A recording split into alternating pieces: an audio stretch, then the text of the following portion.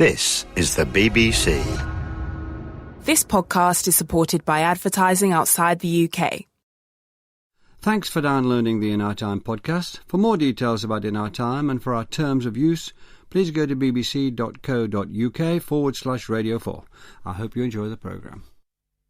Hello. Throughout history, people have taken drugs to alter their perceptions and change their moods. The attractions lie in the promise of instant pleasure, the possibility of heightened perception, or simulated oblivion. Nietzsche said that no art could exist without intoxication. He believed that a dreamlike state was an essential precondition to superior vision and understanding. Scientists such as Humphrey Davy experimented with drugs, so did Freud. But artists and writers from De Quincey to Coleridge to Huxley have found drugs to be both a creative and a destructive force in their lives and work. Coleridge said in his poem about opium, "Fantastic passions, maddening brawl, and shame and terror over all." The world of drugs is a world of ambivalence and paradox. It's a world of clarity and confusion, stimulation and stupefaction, medicine and poison, vitality and death. Can drugs really stimulate creativity? That's what we're going to talk about. What's the impact of drugs on the mind? Are we talking about a special relationship where medicine becomes a positive stimulant for some scientists and artists? With me to discuss the history of drugs are Richard Davenport-Hines, historian and author of The Pursuit of Oblivion, A Social History of Drugs, Sadie Plant, writer and author of Writing on Drugs, and Mike Jay, historian and author of Emperors of Dreams, Drugs in the 19th Century. Mike Jay, just to begin with what could be called the most common drug in this country, well, the second most common, the first being cigarettes, as it were, alcohol. You've said that Western civilization was founded on alcohol. That's quite a statement. Yes, it is. I think it's fair to say that, unlike many other cultures on this planet, European civilization has had alcohol as its indigenous drug for a very long time. Certainly since the classical era of Greece and Rome. Greek civilization particularly is very much characterized by alcohol and by the building of a complex cultural matrix around alcohol, all kinds of cultural traditions of song and dance. Alcohol's also used as the base for sophisticated preparations like medicines and perfumes. And classical culture is much more built around a model of alcohol, and this is the model which permeates through to sort of the early historical period in Europe, where, of course, alcohol then becomes enshrined in Christianity as its central sacrament. And, of course, there are many parts of Britain and Europe where water is not very good to drink, and, people habitually for generations and centuries moved straight on from mother's milk to beer or wine or cider. So I think in that sense we can say it's our indigenous drug. Let's move into the sort of drugs that we're going to talk about mainly from this programme.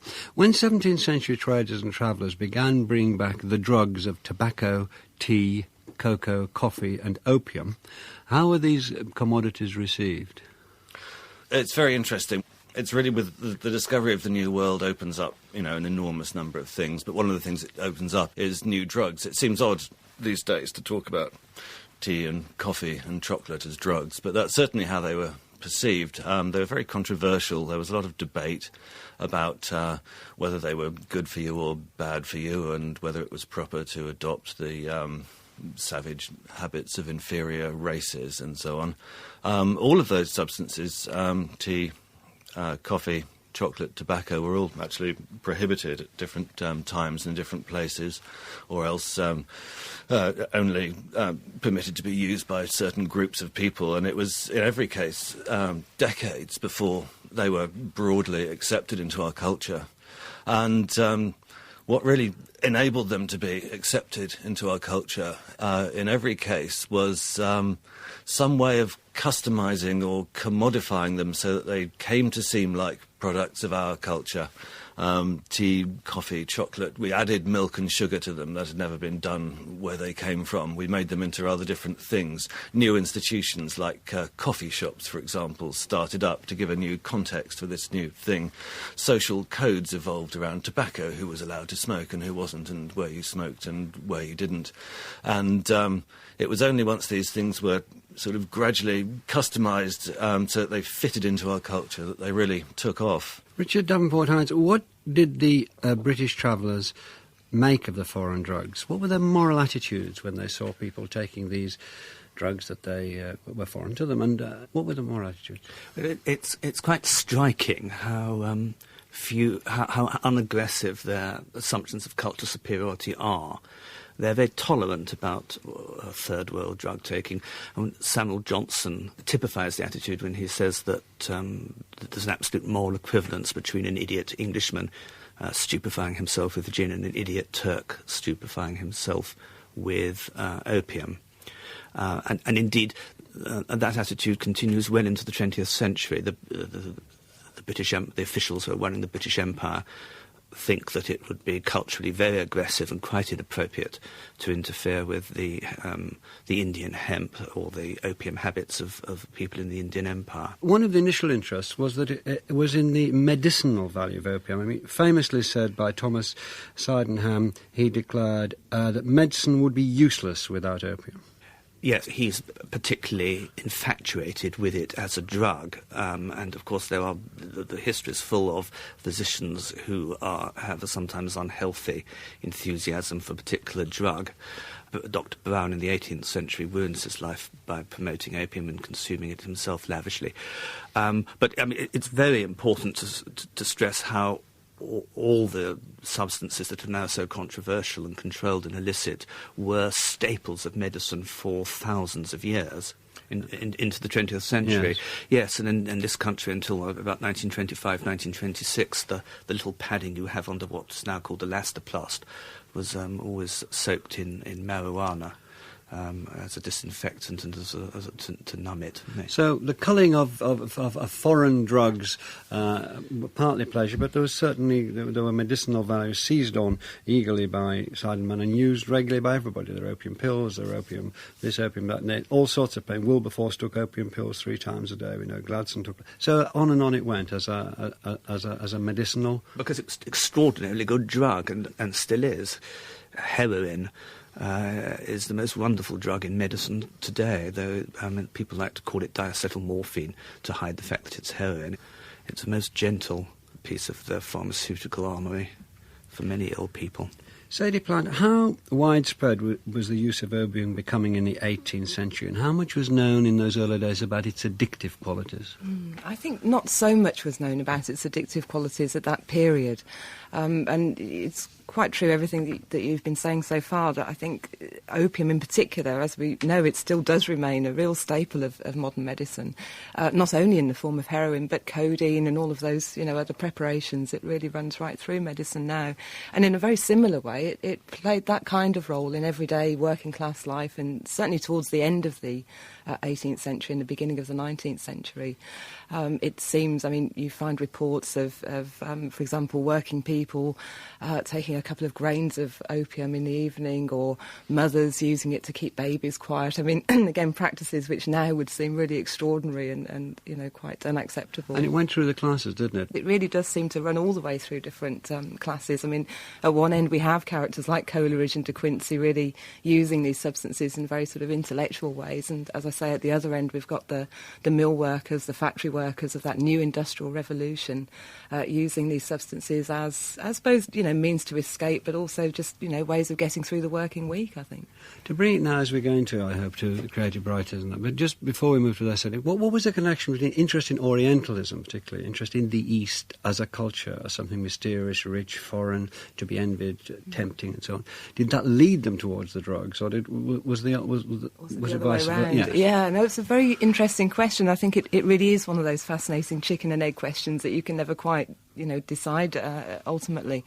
But of course, with this whole colonial exploration to the New World and across Asia, there was obviously a great new interest in, what suddenly were these new exotic parts of the world that had become accessible through works of art or design, fabrics, a whole new range of textures and colours, as well as tastes and experiences come into the West.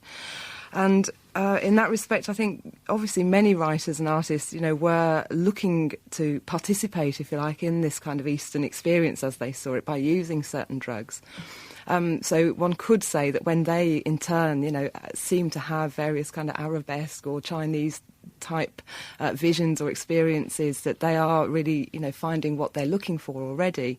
But of course, at the same time, it's very possible to say, well, by consuming those substances, perhaps they were participating in a culture which had itself been shaped by its use of those drugs. And so if you have stories like, for example, the Arabian Nights, which obviously had a great fascination, especially in France, where hashish was really the drug of the moment through the Napoleonic campaigns, bringing it back into France.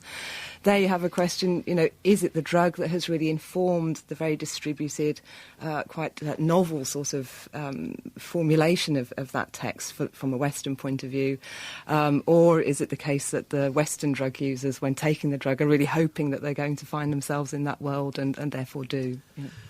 Richard Davenport, I found it fascinating in your book. One of the things you argued was the taking up of drugs in the 18th century, late 17th, 18th century, was part of an advancing desire, you might say, to examine the self and self-identity. Can you talk about that with regard to drugs and then with regard to the way the Romantic writers took it up?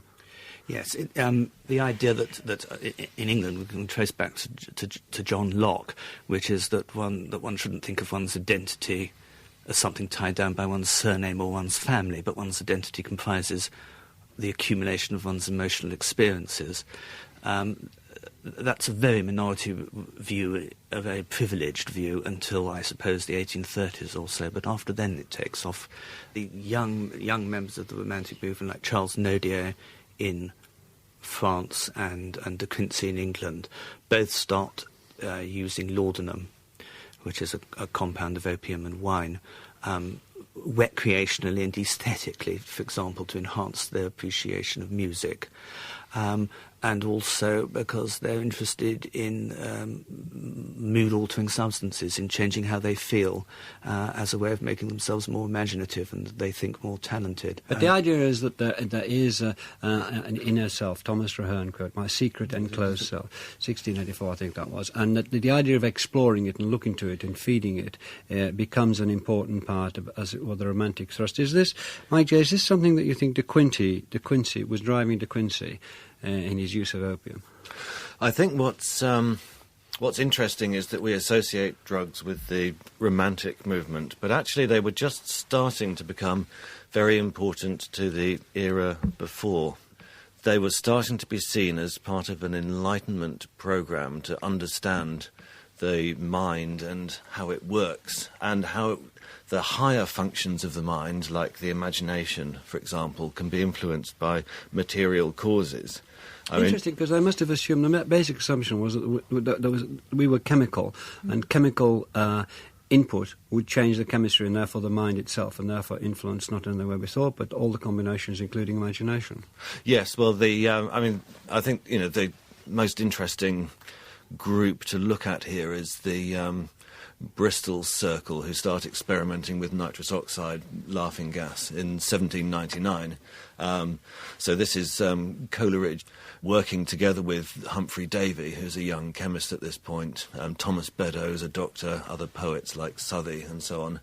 And what they've discovered is that if you take large amounts of nitrous oxide, you have extraordinary experiences where your imagination runs wild, and you seem to get in touch with what, in the later Romantic generation will be called the sublime. So what you've got here is kind of a cusp of the end of the Enlightenment and the beginning of the Romantic story, because you've got people pursuing this because they want to find out how it is that a material chemical cause can manifest the sublime. But then they have to figure out how to talk about it. And they discover quite early on, there's a wonderful moment where Davy gives a lot of nitrous oxide to one of his patients in Bristol and says, "Well, how do you feel?" And the chap says, "Well, I do not know, but very queer."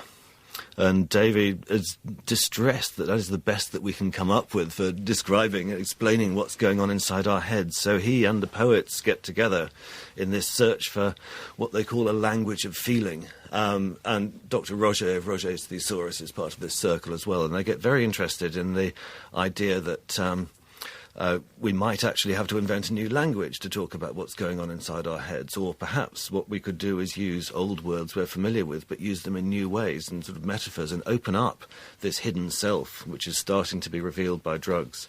So yes, as you say, that becomes a watchword of the Romantic era, but it really starts, I think, earlier as an Enlightenment search for material causes for states of mind. I'm glad you brought David in, because he's almost on the cusp, isn't he? He's almost the transition, Absolutely, sort of scientifically. Yeah. But do you think, as what I read with your Sadie Plant, that when De Quincey was taking drugs coming from a different thing, wasn't it? Because he was...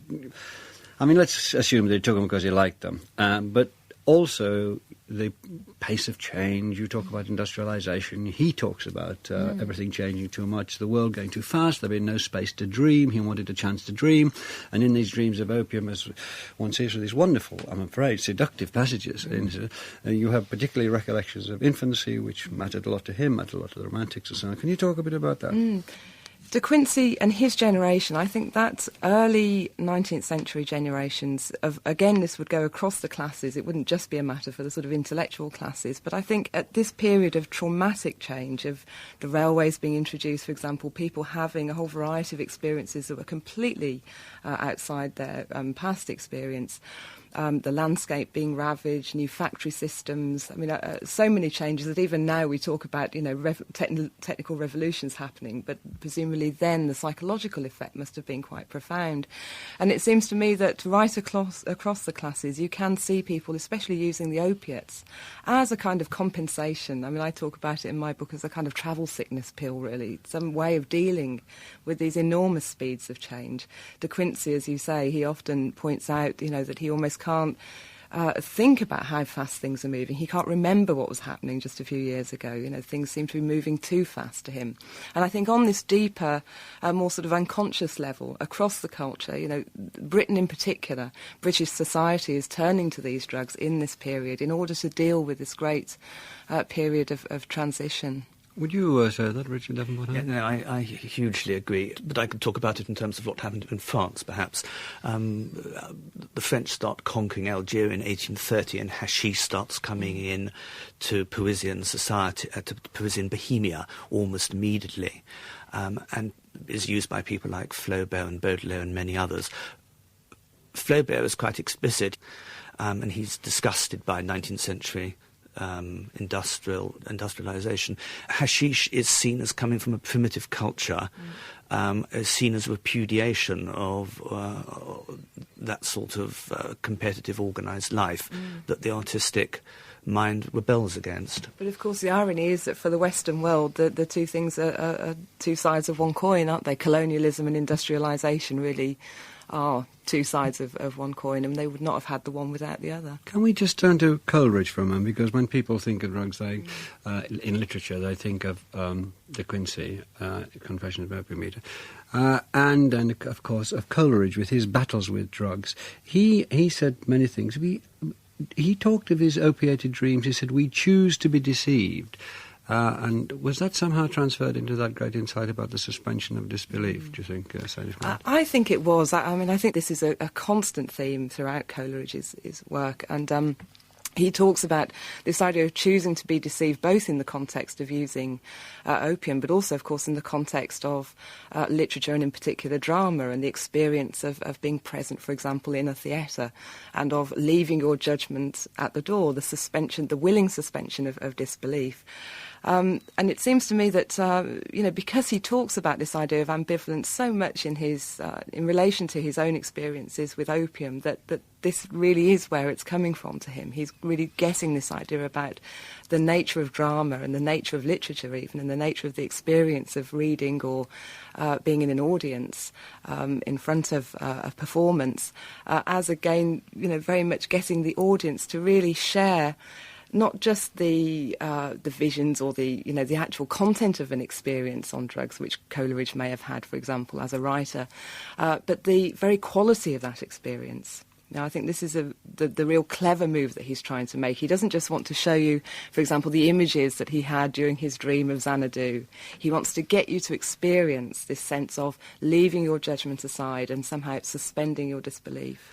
Richard, there's a feeling in Baudelaire, though, for instance, and I think this going through, is that it's rather cheating taking drugs. Well, Baudelaire develops a great revulsion for drugs because of the morphine and the other stuff that he's having to take to deal with his venereal disease, and that repulsion runs through everything he says. And Flaubert is very cross with him for the negative way he writes about cannabis and thinks he's giving a gift to the priests and the moralists, and says so. But I've just been reading Julian Barnes's wonderful translation of Alphonse Daudet's memoir of having the final stages of syphilis and treating it with morphine, and one sees again the very tight connection between revulsion at one's physical decay and the medicines that one needs to cope with the pain. Sadie Plant, you've argued that drugs have played a role in detective fiction. We can switch towards the end of the century now. I mean, I suppose the most obvious is Sherlock Holmes shooting up. Yes, indeed. It's curious. It would be... Well, if you did that now, you would have to be a sort of a dark American writer being very dangerous. But this is a mainstream jolly chap who all schoolboys wanted to imitate. Yes, well, certainly he's not become jolly, that figure but, I mean, now. accepted chap, yeah. Yeah, but well, very heavily accepted from the start. True. But I think it's again, we've probably forgotten how novel this sort of figure of the outsider detective was. Maybe when detective fiction was a new genre, and obviously a character like Sherlock Holmes, as you say, comes relatively late in the 19th century, and certainly, cocaine, as he often says, is his drug. And he really sets up a relationship, or rather Conan Doyle sets up a relationship for Sherlock Holmes between the work of detective inquiry, this kind of mixture really between a very intuitive approach and a very rational approach, and one that of course pays great attention to detail and so on, and at the same time he sets up really an equivalent between that and the use of cocaine, and often says if he doesn't have one then he'll use the other. And that's a theme which, you can trace all the way through the 19th century, sort of emergence of detective fiction. Edgar Allan Poe is, again, perhaps the person with which it first begins in terms of his short stories. And Wilkie Collins with The Moonstone, which is, widely said to be the first full-length detective fiction. And in Poe's work, often, and certainly in Collins' novel, The Moonstone, opium, in this case, not only plays a role in the story, it's really the solution to the mystery that he sets up in that book. But it seems to me, again, rather as we were saying in terms of Coleridge, that Collins, in this case, is really trying to not just convey something about how the drug works, or certainly how it works within his story, but again, he's trying to convey something about the experience, for example, of time, or the more sort of structural experience of taking a drug such as opium. So his detective fiction, for example, as all detective fiction now, tends to begin at the end of the story and loop back again to the beginning. This is a device with which obviously we're very familiar now, but at the time it was quite novel. He had a tendency to be able to sort of try and set everything out on a plane rather than have a linear kind of story. And again, it seems that that's trying to convey something of the quality of the experience. Do you think, Mike Jay, there's a sense in which the drug, well, all of you, the sense in which the drug, in the idea of these particular drugs we're talking about in the 19th century, is an attempt to explore the irrational side of ourselves, and a continuing attack on or worry about the rational, or one might even say the merely rational? What do you think of that? It's not too hard for us to understand that part of the sort of late 19th century, or the fin de siècle, which celebrated irrationality through drugs or occultism or whatever. But I do think, actually, that the majority of people who take drugs in the 19th century are actually still holding, in a sense, to this Enlightenment program, the idea that we're taking this in order to understand how the human mind works. The 19th century is the great era of trying to understand what the mind is and what it does. And I also think behind a lot of the flamboyant literary figures of the 19th century, there lurks a scientist. I think the person who really starts taking hashish in Paris in the 1840s is the psychiatrist or alienist Jacques-Joseph Moreau de Tours, and he's the man who goes to Egypt, he's the man who studies how hashish is taken, he's the man who brings it back to Paris, he's the man who takes it, and then he's the man who sets up the Club des Hashishin, this sort of faux oriental secret society where these writers and artists come and take the drug. And I'm sure the reason that he does that is because he's very interested to see what the effects of hashish will be on the minds of sort of people of genius and artists and intellectuals and so on. But he doesn't want to be the man with the white coat and the clipboard, because that would give the wrong frame for the experience. So he sets up the notion that this is some kind of oriental luxurious secret society, which they then write about. We now read de Nerval and Baudelaire and assume that this is coming from them. But actually, although there is an irrational strand in 19th century drug taking, I think there's a strong scientific and rational strand throughout as well. And you could say continues with Freud, with his first published work on Uber. Absolutely. Coca. Yeah, Freud would really be the epitome of that. He would be at the end of that trajectory. Well, he was very reluctantly weaned off cocaine, wasn't he? I mean, he thought it was a great... and you suggest that psychology became his drug. Or psychoanalysis. Yeah, well, I think in many ways it's really true, not only for him personally, rather like Sherlock Holmes, who, when he didn't have cocaine, he turned to analysis, really, detective work, which, of course, is very close to Freud's idea of psychoanalysis. So. Can I ask Richard Davenport-Hines, you've mentioned 2 or 3 times during this programme about the terror, that's maybe too strong a word, the fear that exclusive classes had, that the masses would get hold of these drugs, and then these drugs which are okay for them would be terrible for the rest. Yeah. Do you think that feeling begins to express itself in law in the 20th century with these prohibition movements? And also the idea, if you don't mind you birding you a little more, that there was worry that there was going to be too much pleasure down there, and they down there are going to enjoy life too much, and that is going to worryingly take them away from work. Pleasure is an absolutely key word in this, and cocaine, when it comes in the 1880s, popularised so recklessly by Freud, is used by professional men to work harder in their studies at night. It's a solitary and not a social drug to make people more productive, and that's regarded as absolutely respectable. Then, turn of the century, it starts filtering into the sex industry. Cocaine comes to London, 1906, 1907, brought over by dancers in an American cabaret performing in London. So it's when a drug like cocaine gets associated with people going on a spree that the first real hostility to it from the official classes starts around the time of the First World War. So prohibition starts really to prohibit pleasure. Well, prohibition is an absolute United States invention inspired by the same people who bring in alcohol prohibition, bring in very strict prohibition laws on drugs in the United States. And prohibition has brought us the most immense amount of problems with alcohol, and some people think with drugs. But that's another programme, and that's another day, and thank you all very much indeed for being such good sports and galloping through subjects which I know you tread on extremely carefully in your private studies. So back to them, and back now to Radio 4. Thanks to Sadie Plant, Richard Davenport-Hines and Mike J, and thank you for listening. We hope you've enjoyed this Radio 4 podcast. You can find hundreds of other programmes about history, science and philosophy at bbc.co.uk/Radio 4.